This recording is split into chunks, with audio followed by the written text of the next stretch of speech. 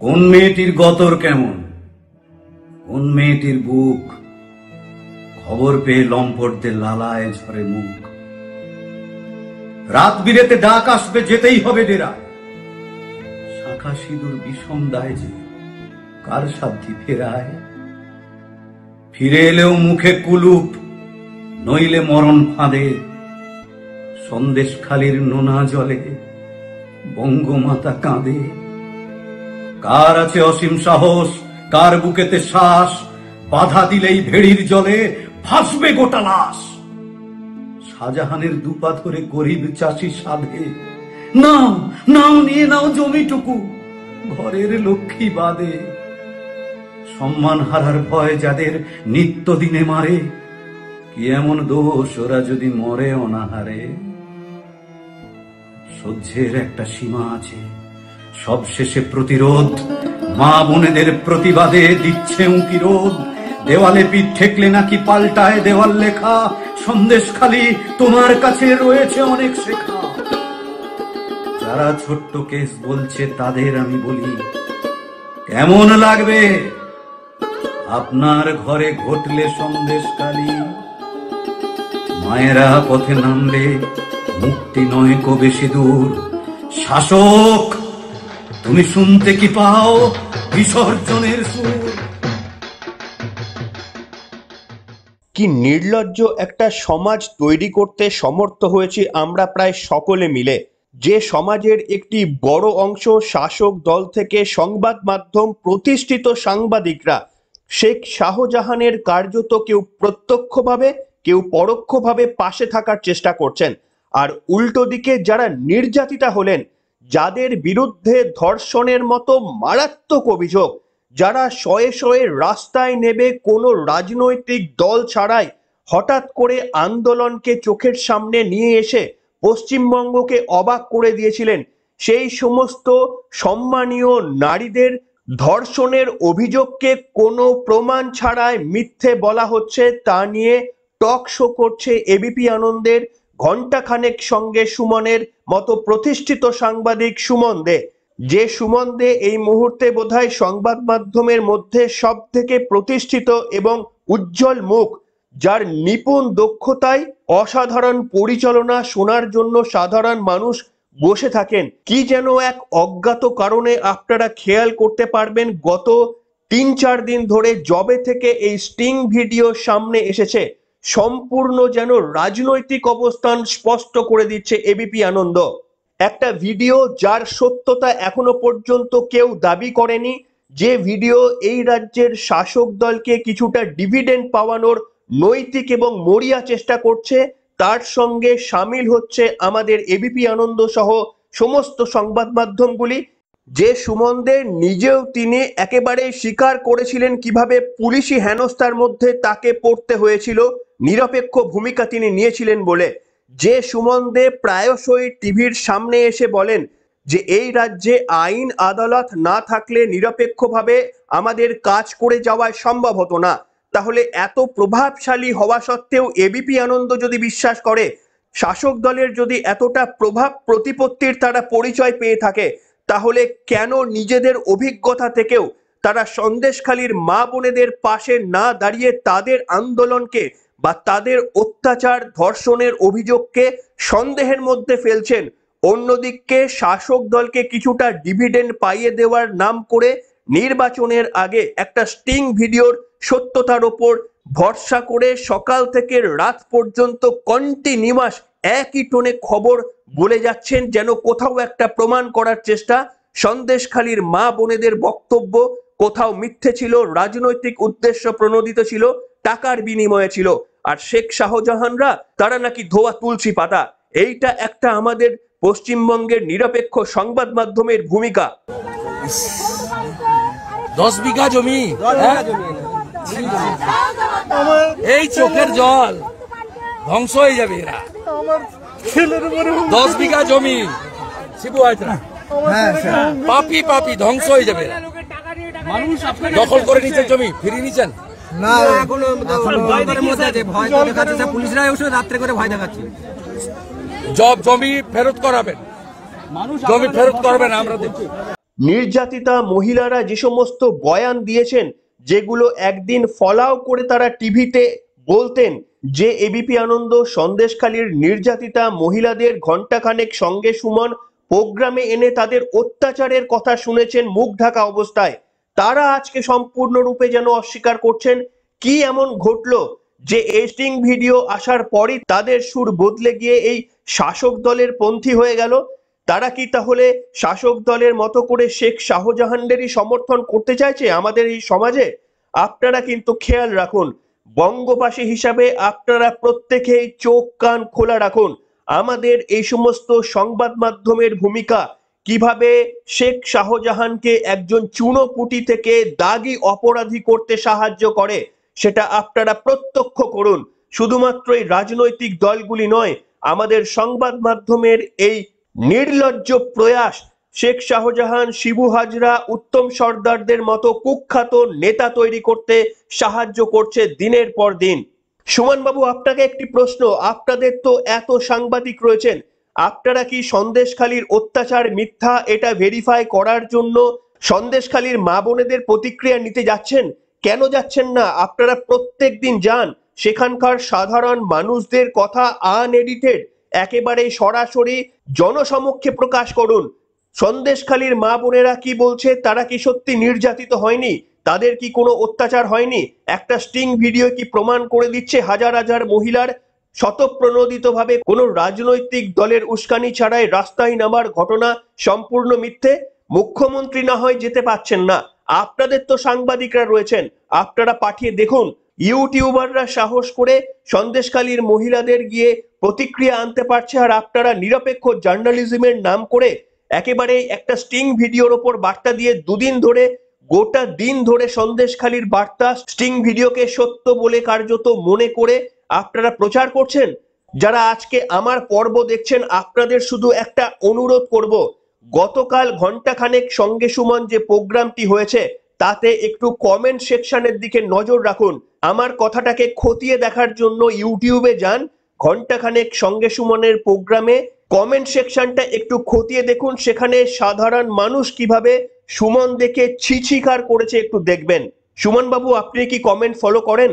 আপনি কি দেখতে পান যে সাধারণ মানুষ আপনাদের এই পক্ষপাতমূলক আচরণে কতটা ক্ষুব্ধ?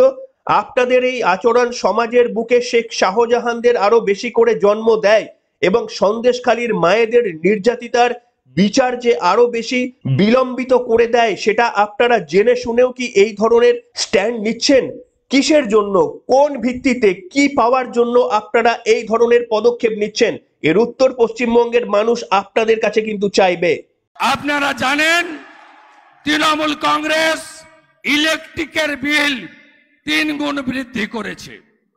তৃণমূল কংগ্রেস সন্দেশখালীর মা বোনেদের অপমান করার জন্য ফেক ভিডিও বাজারে ছেড়েছে।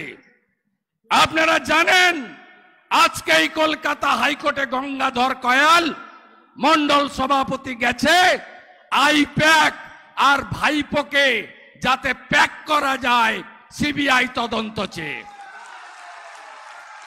এই ফেক ভিডিওর ভান্ডাফোড় আমরা করব, ভাইপো আর আইপ্যাককে প্যাকেট করব, এই কথা আপনাদের কাছে আমি দিয়ে যেতে চাই।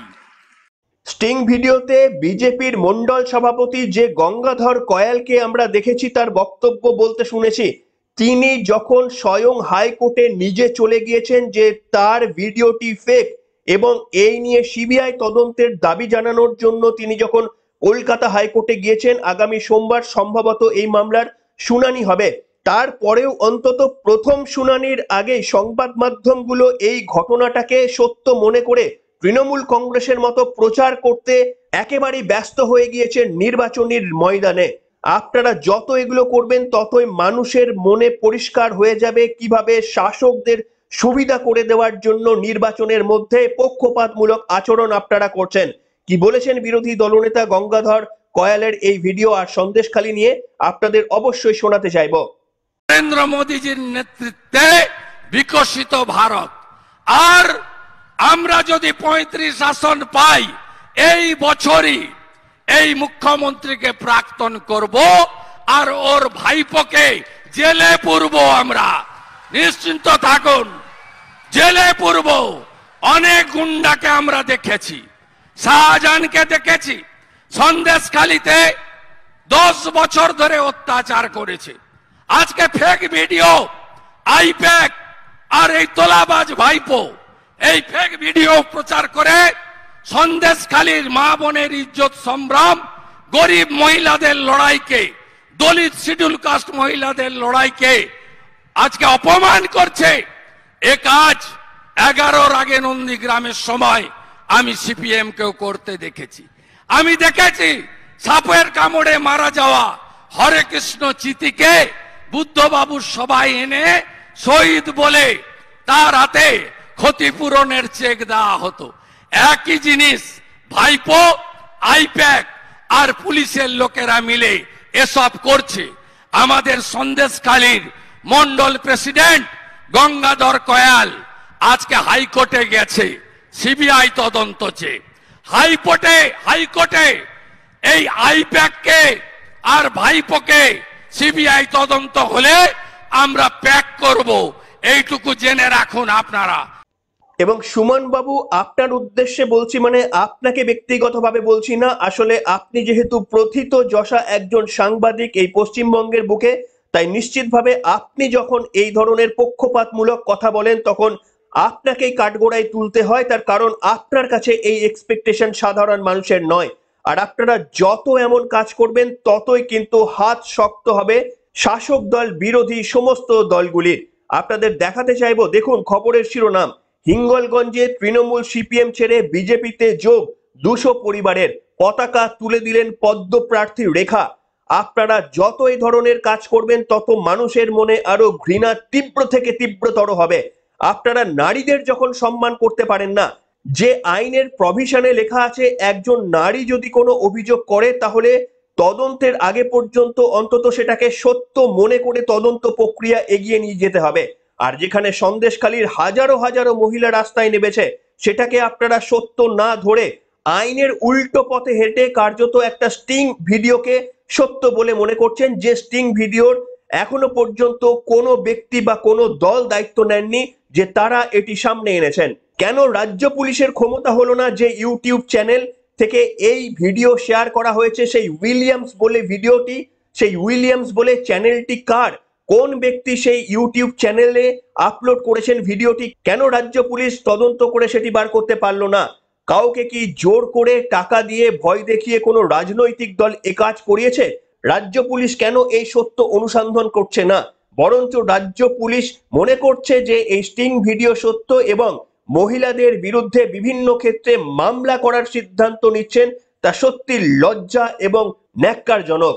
আপনাদের মনে রয়েছে যে বিচারপতি অমৃতা সিনহা, যিনি দুর্নীতির বিরুদ্ধে রুখে দাঁড়িয়েছিলেন, কিভাবে তৃণমূল কংগ্রেসের আক্রমণের মুখে পড়তে হয়েছিল এই অমৃতা সিনহাকে, এবং সেই বিচারপতি অমৃতা সিনহার স্বামীকেও পর্যন্ত রাজনৈতিক উদ্দেশ্য প্রণোদিতভাবে বিভিন্ন রকমের মামলায় অন্তর্ভুক্তি করা হয়েছিল। আর দেখুন সংবাদের শিরোনাম, বিচারপতি অমৃতা সিনহার স্বামীর বিরুদ্ধে করা মামলার নিষ্পত্তি করে দিল সুপ্রিম কোর্ট, এবং সুপ্রিম কোর্ট পরিষ্কারভাবে জানিয়ে দিয়েছে এই মামলায় দায়ের হওয়া এফআইআর রাজনৈতিক উদ্দেশ্য রয়েছে বলে মন্তব্য করেছে আদালত।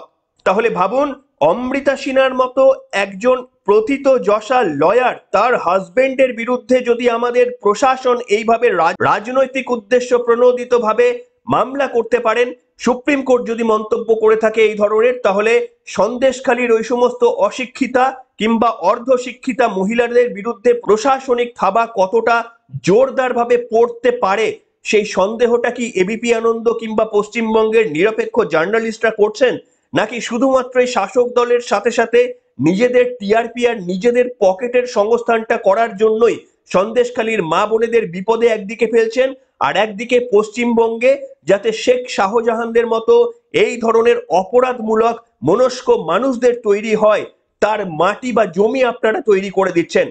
পশ্চিমবঙ্গের মানুষদের বলবো, এই সময়টা মনে রাখুন, ভুলবেন না। এরা যখন সরকার পরিবর্তন হওয়ার মতো কোনো পরিস্থিতি আসবে, এরা কিন্তু উল্টে যাবে। তখন এরা আবার ভালো ভালো কথা বলতে শুরু করবে, মমতা বন্দ্যোপাধ্যায়ের সরকারের বিরুদ্ধে কিন্তু বিভিন্ন রকমের বক্তব্য সামনে আনবেন, প্রতিবাদ করবেন। এই সমাজকে তৃণমূল কংগ্রেস কিভাবে কুড়ে কুড়ে শেষ করে দিয়েছে সেই সমস্ত প্রতিবেদন আপনারা দেখতে পাবেন যখন অন্তত কনফার্ম বা নিশ্চিত হবে ভোটের নির্বাচনের পর। যদি কোনোদিন হয় যে তৃণমূল কংগ্রেস যাচ্ছে, তখন কিন্তু এরা সম্পূর্ণ তাদের স্টিয়ারিং ঘুরিয়ে দেবে। কিন্তু আমরা পশ্চিমবঙ্গের মানুষ হয়ে যেন কোনোদিন পশ্চিমবঙ্গের এই চূড়ান্ত সংকটকালে আমাদের মিডিয়াদের ভূমিকা আমরা ভুলে যেতে না পারি। সেই দিন দাঁড়িয়ে যতই তারা মমতা বন্দ্যোপাধ্যায়ের সরকারের নিন্দা করুক না কেন, পশ্চিমবঙ্গবাসী হিসাবে মনের কোঠায় জায়গা করে রেখে দিন এই সমস্ত সংবাদ মাধ্যমের ভূমিকা, যাতে করে সেই দিন আমরা উত্তর দিতে পারি এই প্রত্যেকটি গণতন্ত্রের চতুর্থ স্তম্ভ বলে নাম করে আসা একেবারেই সরকার পক্ষের তাবেদারি করা সংবাদ মাধ্যমগুলির যেন যোগ্য জবাব সেই দিন আমরা দিতে পারি। তার জন্য নিশ্চিতভাবে মনের খিদেটা বাঁচিয়ে রাখুন, আর এদের কাঁদুনিতে যেন কোনো দিন আমরা ভুলতে না পারি। এই কথায় স্মরণ করিয়ে আজকের পর্ব আপনাদের সামনে এখানেই শেষ করব, এবং পশ্চিমবঙ্গের সংবাদ মাধ্যমের ভূমিকা আরো একবার আপনারা নিজেদের মনের মধ্যে লিখে রাখুন, এবং এর উত্তর আমরা এদের কাছ থেকে চাইবো ঠিক সময় হলে। তার জন্য আমাদের কিন্তু প্রতীক্ষায় থাকতেই হবে। কি বলছেন আপনারা? অবশ্যই আপনাদের মতামত লিখে জানান। এখনকার মতো এখানেই শেষ করলাম।